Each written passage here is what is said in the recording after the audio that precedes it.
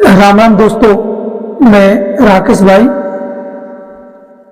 दोस्तों, आज हम थायराइड के बारे में बात करेंगे। थायराइड आज के दिन कितना ज्यादा फैला हुआ है। महिलाओं को बहुत ज्यादा होता है। इसे हम गलगंड भी बोलते हैं। इसे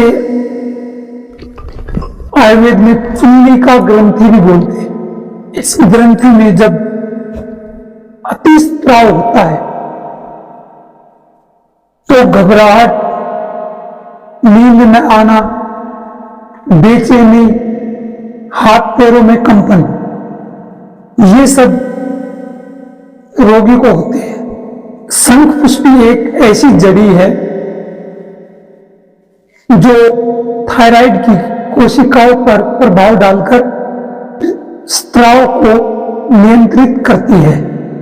जो द्रव्य मस्तिष्क की नसों को उत्तेजित करते हैं और प्रभावित करते हैं, उन सभी को भी शंखपुष्पी शांत करती है। थायराइड में मस्तिष्क के तंतुओं पर भी बहुत असर पड़ता है और उनको ही शंखपुष्पी अपने प्रभाव से स्वस्थ करती है। और थायराइड में मस्तिष्क के ज्ञान तंतुओं पर भी प्रभाव पड़ता है और उसे भी शंखपुष्पी ही स्वस्थ रखती है। थायराइड में कैसी भी विकट स्थिति हो, शंखपुष्पी अपना प्रभाव दिखाएगी ही दिखाएगी। थायराइड ग्रंथि को ही अंतःस्रावित ग्रंथि कहती है। उसमें दो प्रकार का हार्मोन्स निकलता है, T3 व T4। दोनों में ही आयोडीन के क्रमानुसार 3 से 4 परमाणु होते हैं और ये दोनों ही चयापचय की भूमिका बड़ी अच्छी बखूबी निभाते हैं। इन दोनों पर ही पिट्यूटरी ग्लैंड का प्रभाव रहता है।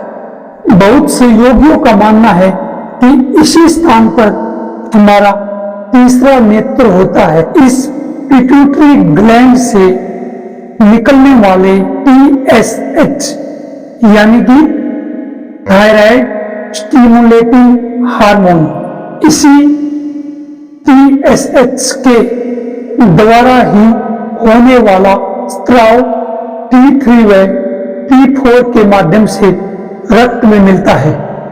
थायराइड से जो हार्मोन्स निकलते हैं उनमें आयोडीन होना सबसे पहली शर्त है, यानी कि बहुत जरूरी है। जब शरीर में आयोडीन की कमी होती है तब T3 व T4 का संतुलन बिगड़ जाता है और तभी थायराइड का रोग शुरू होता है। जिसके भी शरीर में थायराइड ग्रंथि सुचारू रूप से काम करती रहेगी वह स्वस्थ व्यक्ति होगा।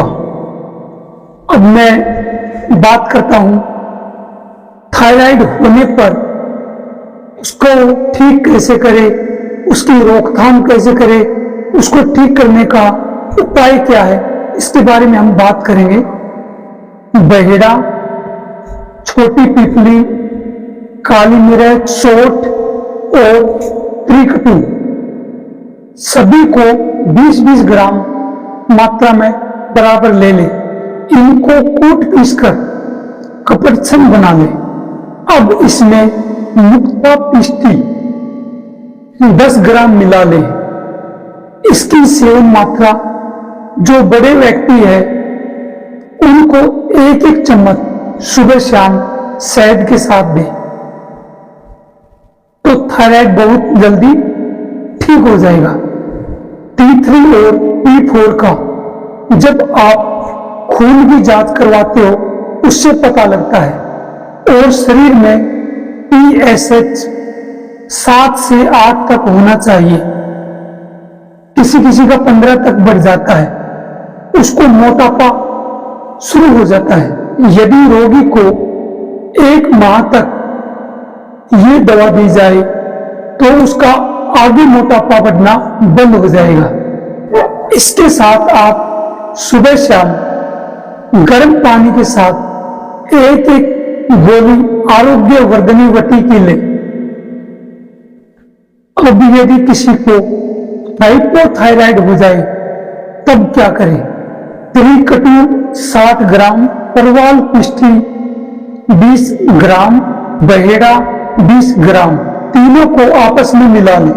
यह दवा भोजन से 1.5 घंटे पहले पानी से देना चाहिए और भोजन के बाद काचनार गुग्गुल 2 गोली, वर्दी वादिका वटी 2 गोली, आरोग्य वर्धनी वटी 1 गोली गुनगुने पानी से देनी चाहिए।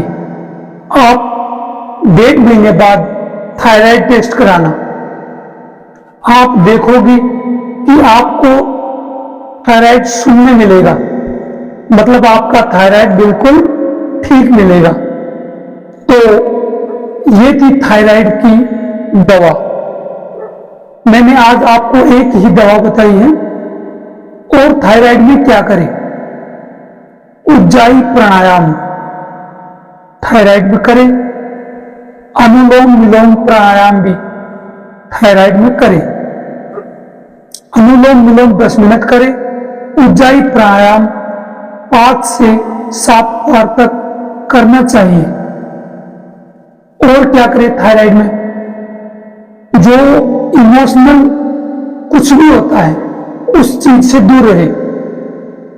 आप सभी जानते हो कि थायराइड महिलाओं को ज्यादा होता है और महिलाएं कि इमोशनल सीरियल ज्यादा देखती रहती है, जैसे सास भी कभी बहू थी, घर घर की कहानी, तेरी मेरी कहानी।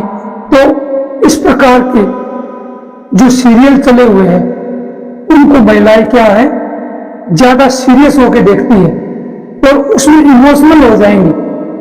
ये तो उनके पात्र है, हकीकत में ऐसा नहीं है। ये अपना रोल अदा कर रहे हैं, किसी को सास का, किसी को दौरानी का, किसी की बहू का।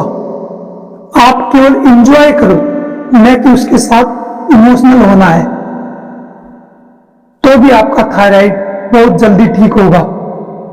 यदि इस प्रकार इमोशनल सीरियल आप देखो ही नहीं तो और भी ज्यादा जल्दी ठीक होगा। ये आजमा कर देखना, ये नुस्खा आपके बहुत काम आएगा। तो आप इसको जांचें, परखें और विश्वास करके दूसरों को बताएं और दूसरों का भी विश्वास जीते। तो आपके पैसे भी बचेंगे, समय भी बचेगा और स्वास्थ्य भी बचेगा। इसी काम में आप मेरा साथ देना। कोई भी नई चीज, नया ज्ञान सभी तक पहुंचे और निःशुल्क पहुंचे। इसी के साथ राम राम, जय माता जी की।